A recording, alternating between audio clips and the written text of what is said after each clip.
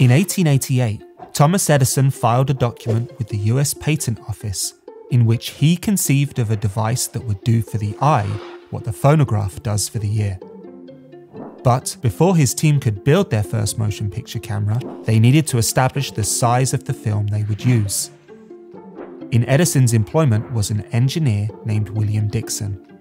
Kodak was already manufacturing roll film for use in their popular box cameras.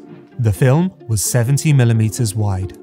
Dickson takes the film, cuts it in half, punches 64 perforations every foot, and 35mm film is born. As the film is run through the camera vertically, the width of the frame is decided. The only decision that remains is the height of the frame. For reasons unknown, Dickson settles on the image being 4 perforations high. And so, the first movie aspect ratio is born. 1:3:3 is less deliberate than you might think. It's almost arbitrary. Instead of working from the size of the frame outwards, they worked from the size of the film inwards. As is often the case, circumstance and technological limitations played a significant role in cinema's development, a pattern that we will see repeated. Let's see how aspect ratio shaped cinema. We're going to consider how composition and staging have changed, focusing on 3 types of shots: singles, groups, and environmental. 1:3:3 is great for shooting singles.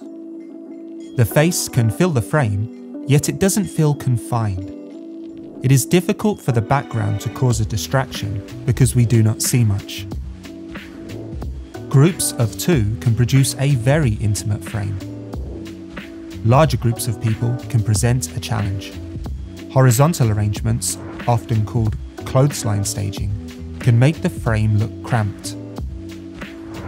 Depth or recessive staging works much better. 1:3:3 gives more room to compose vertically than wider aspect ratios. As 1:3:3 is more square, you can see why it excels with depth staging. Because of the frame's lack of width, important compositional elements are often positioned vertically within the frame. This exposes a weakness: it's not great for landscapes. In fact, the 1:3:3 frame seems most effective when it only has a single point of interest or focus. It doesn't tend to handle 2 things very well. Look at the difficulty that the filmmaker encounters in this example when trying to fit 2 points of interest into one frame. It's not that it's bad, it's just not comfortable. For over 60 years, 1:3:3 or 1:3:7:5, which allowed room for an optical soundtrack, reigned supreme. In the 1950s, with theatre revenues dropping, Hollywood looked to widescreen to pull audiences back to the cinema. It's a format they had experimented with, but never with any lasting success. Using larger film stock or cropping the standard Academy ratio all incurred different challenges. To solve this problem, in 1952, CINERAMA was devised. On set, 3 35mm cameras were sandwiched together in an arc. In the cinema, 3 synchronized projectors seamlessly stitched the triptych back together on a huge 90-foot wide screen. Audiences loved it. Widescreen was here to stay, but before it could go mainstream, a better solution was required. 20th Century Fox developed the answer, a system they called CinemaScope. They repurposed French technology invented to give tank drivers a wider field of view. By putting an anamorphic element in front of the camera's taking lens, they could squeeze a wider image onto a regular 1:3:3 frame. In the cinema, the projector would be equipped with another anamorphic lens that stretched the image back to the correct shape. Cheap, effective, and accessible. CinemaScope lenses had a squeeze factor of 2. When used with an open gate, it yielded an aspect ratio of 2.66. It was more commonly cropped to between 2.35 and 2.4 to allow room for an optical soundtrack. How would this brand new frame affect the way films are made?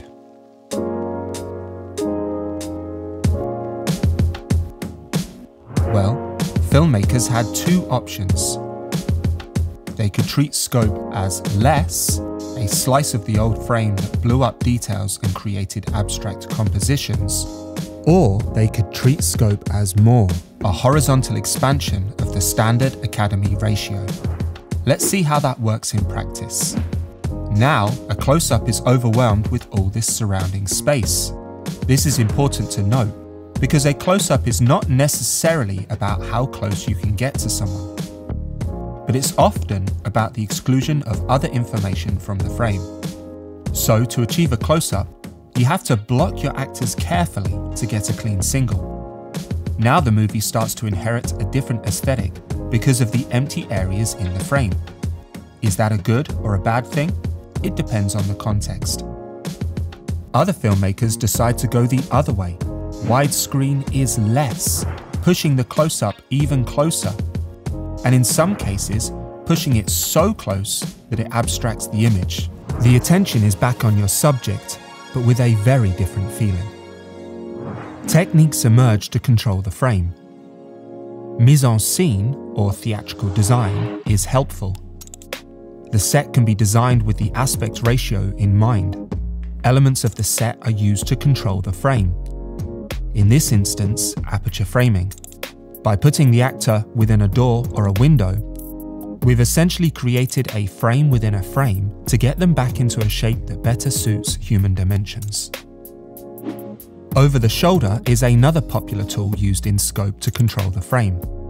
The back of the actor's head is used to reduce the size of the frame.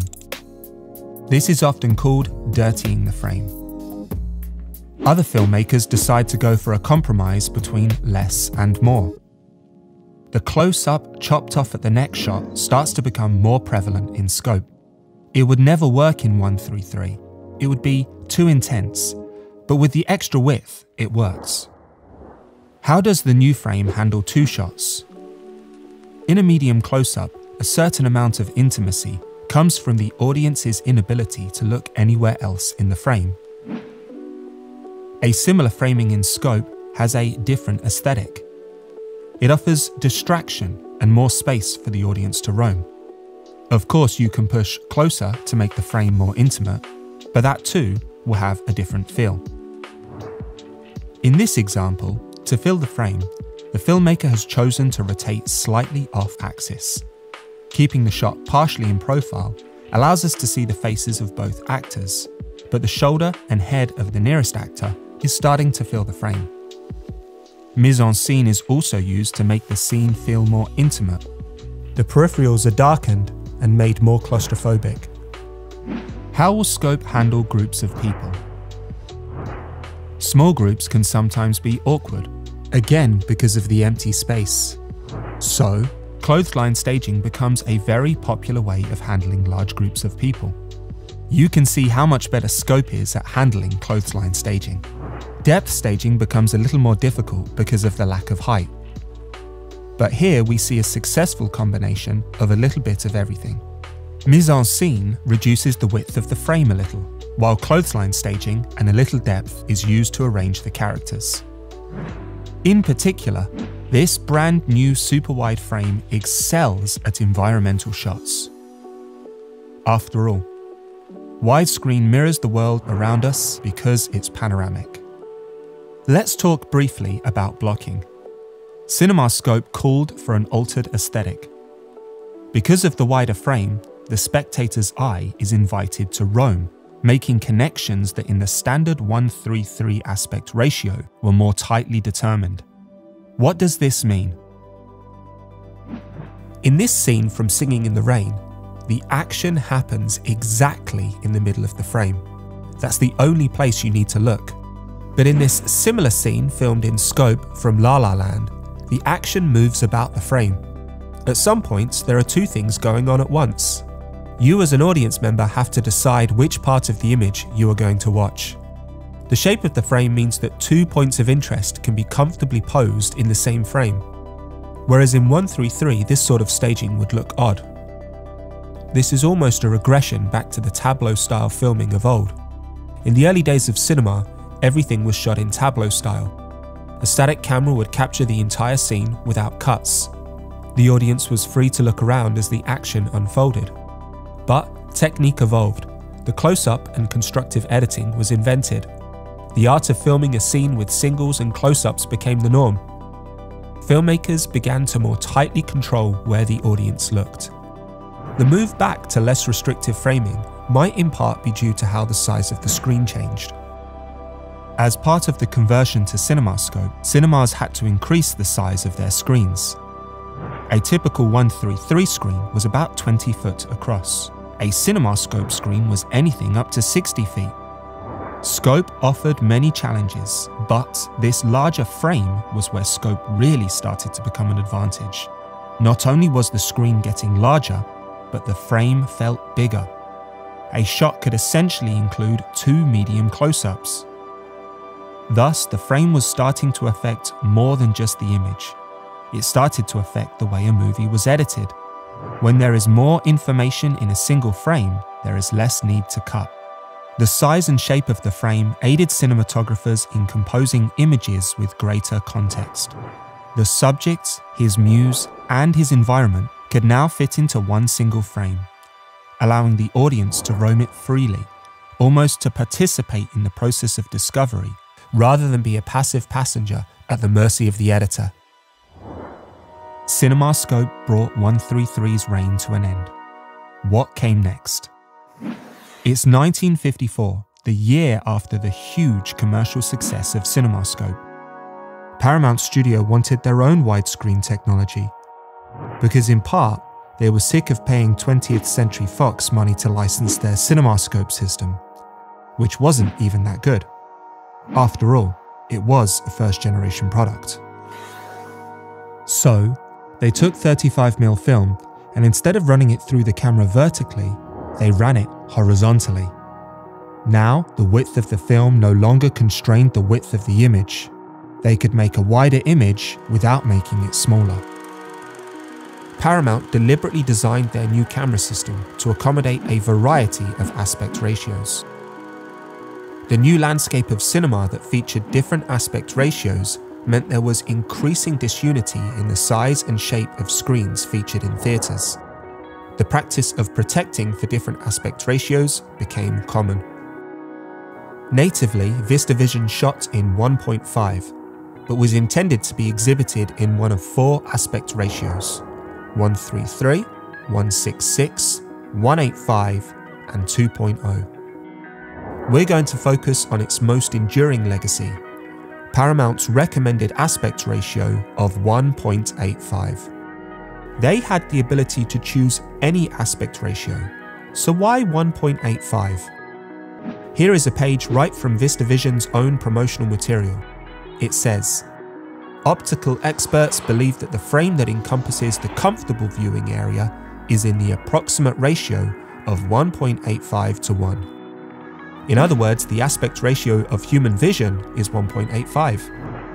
This is a significant decision. At last, an aspect ratio that has actually been given some scientific thought. First thing we notice about 1.85 is that it's a great size for people.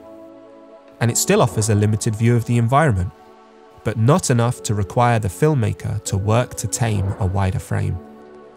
It's very versatile, but it doesn't offer the abstraction of 2:4 or 1:3:3, so you won't see as many unusual compositions. 1.85 seems to just work.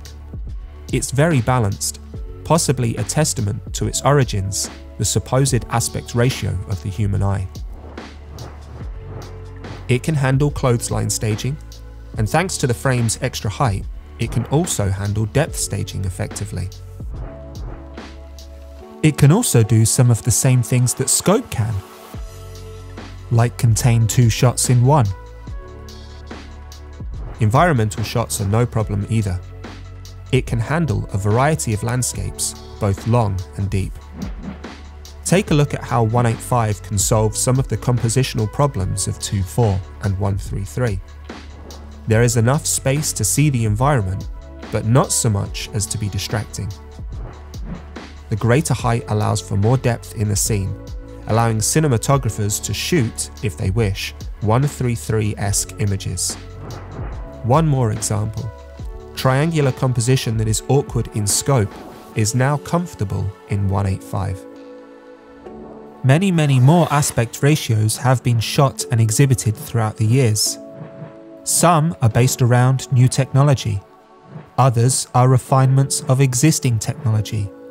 Others yet are matted crops of existing formats.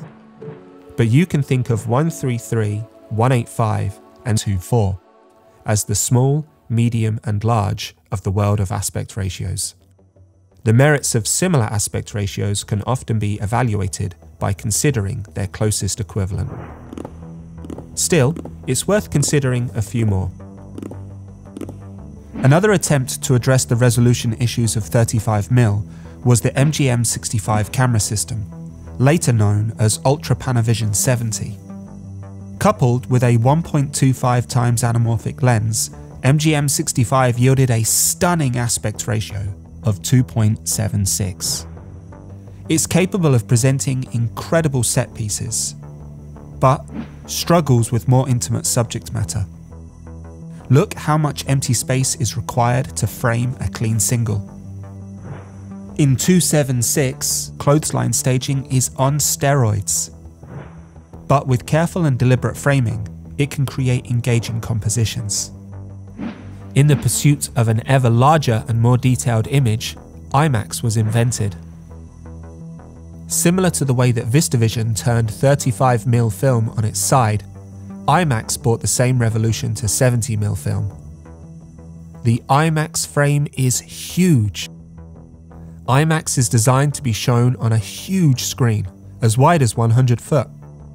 It makes it feel widescreen, but super tall at the same time.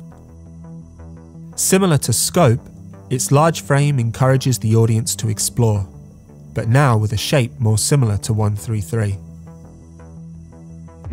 In the 1990s, technicians drew up the standards for high-definition television. They wanted to create an aspect ratio that worked equally well for legacy 133 TV broadcasts and movies shot in the popular 2.4 aspect ratio. So, they settled on the average between the two. 178 is so similar to 185, it shares all of the same strengths and weaknesses. In a funny kind of way, technological innovation has driven the rise of the vertical aspect ratio. Smartphones shoot and display 178, or close to. But to do that, you have to rotate them 90 degrees.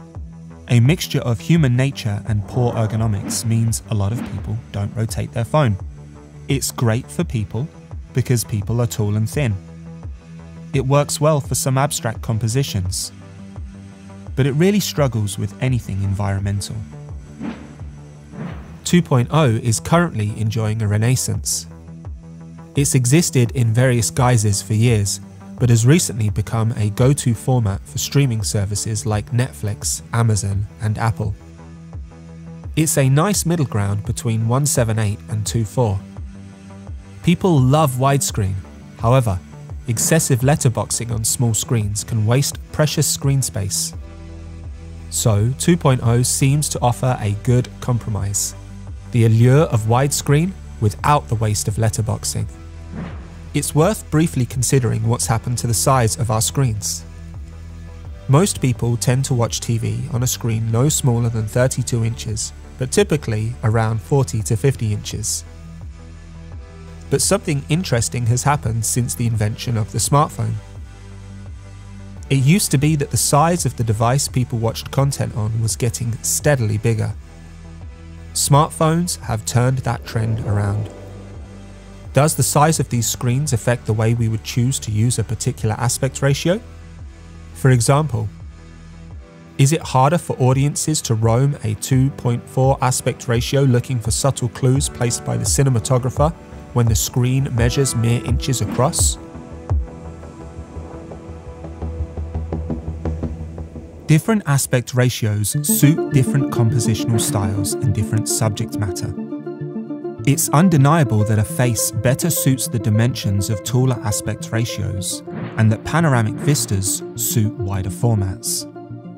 But beyond their pragmatic differences, different frames elicit different psychological and emotional responses. At the risk of generalizing, 1:3:3 will forever remind many people of old movies and standard definition television. It can instantly make something feel old. Scope is often associated with high-budget action movies. For many, it instantly feels expensive and epic. More moderate aspect ratios like 1:8:5 have a more neutral perception. And on a standard high-definition TV, nothing is more invisible than its native aspect ratio, 1:7:8.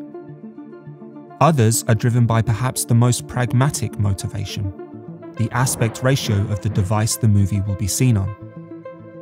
For years, movie producers have been influenced by the size of the screens in cinemas. Television producers have faithfully transitioned from 1:3:3 to 1:7:8 as they follow the consumer trend. And now, online producers are protecting for, or sometimes straight up shooting, in vertical. Some movies even feature multiple aspect ratios. Changing aspect ratio can be used to differentiate time periods, or maybe underscore the epicness of a battle scene. In Jurassic World, John Schwartzman, the DP, wanted to shoot in 2:4. But the producer, Steven Spielberg, wanted the film shot in 1:8:5, like the original, because it allowed more headroom for the large dinosaurs. In the end, a compromise was reached in the form of 2.0. Ida was shot in 1:3:7:5 because it is evocative of the era in which the film was based. The story is set in a convent and symbolizes its nuns and novices' thoughts of God and heaven above by using this tall aspect ratio and often framing with lots of headroom. In the Grand Budapest Hotel, Wes Anderson wanted to differentiate between the 3 time periods featured in the story. Therefore, the film features 3 aspect ratios: 1:3:7:5, 2:3:5, and 1:8:5. Damien Chazelle wanted La La Land to elicit the feel of old musicals shot on CinemaScope. So, they shot it in scope with an aspect ratio of 2.55. Joss Whedon and Seamus McGarvey decided to shoot Avengers Assemble in 1:8:5. According to some interviews, that decision was heavily influenced by just one shot in the movie, the eponymous shot where the Avengers assemble. Tall, large and small can all fit more easily into a 1:8:5 frame than they would have into a 2:4 frame. There are many different reasons to shoot in a particular aspect ratio. But whatever your reason, make sure you aren't just slapping black bars on your footage because it looks cool. Let the story drive your decision-making process. And once you've chosen an aspect ratio, design every set, every composition, and every cut to suit that frame. Good videos are all about story. The frame is the window through which we experience the story. The frame has taken on many shapes and sizes. Regardless, it is simple. 4 sides, rectangular in shape. But just as complex does not mean complicated, simple does not mean simplistic. The frame is a motive. It has nuance and history. But at the end of the day, we don't want people to be looking at the frame. We want them to be looking through the frame. If you can create something invisible, then you have achieved your goal. All of the attention, all of it should be on the story. Aspect ratio is a tool, one of many that we have in our arsenal. Use it well, use it with understanding, and use it for a reason.